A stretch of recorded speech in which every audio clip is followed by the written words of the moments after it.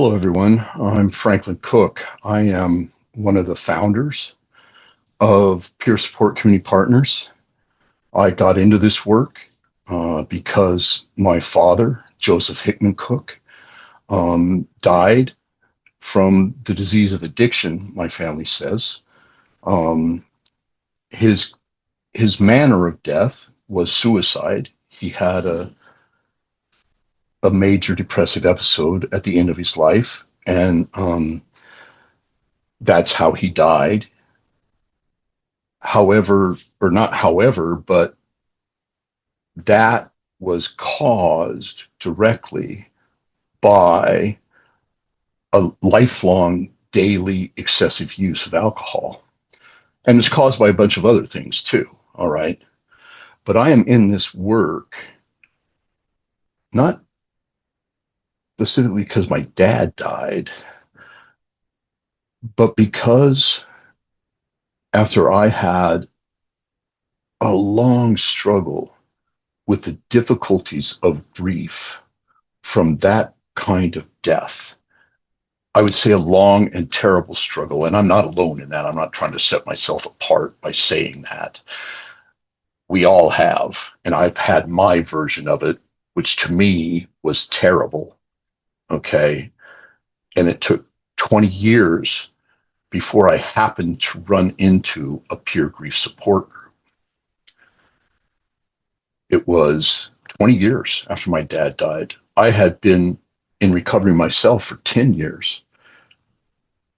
I first started trying to get in recovery in 1981, and I had the 9 years of relapse, and just I know the experience of not being able to stop using drugs no matter what you do, and I thought I was unable to. But one thing led to another, and in 1990, I did stop using drugs and alcohol. That had happened 12 years after my dad died, and years after that, I was still suffering from grief and trauma and distress from what happened to my dad. Not just that he died by suicide, but that he had died from addiction, and that those things are stigmatized, that people who have that happen to them and the people who died are treated badly. There's prejudice against them. There's discrimination against us. There's discrimination against us. Stigma is just a word that to me doesn't really tell the story. What tells the story is prejudice and discrimination, right? When I walked into that support group in 1999, all right, it was the first time, it was 21 years after my dad died. I walked into a group, a circle of 12, 14 people, and all they talked about for 90 minutes was their person who died by suicide. That's all they talked about. And they invited me to talk about it. I'd spent 21 years suffering, and I had never talked about it in that way at all. Nobody ever asked me to talk about it in that way. And even though it took me a while, it wasn't like I was instantly transformed or anything like that. But that was the foundation for why I do this work. Now, there's a lot more to the story. I do this work because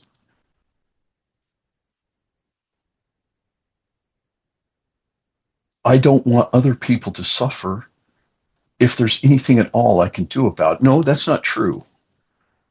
I don't have anything to say about whether people suffer or not.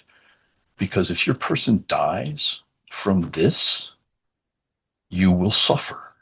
And some of us, not all of us, but different people have different degrees of that, different ways of going about it. I'm not trying to put one blanket over everybody, but you will suffer.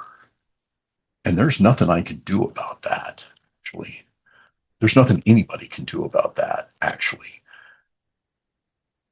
People might try to fix you, but there's nothing about you as a grieving person that needs to be fixed.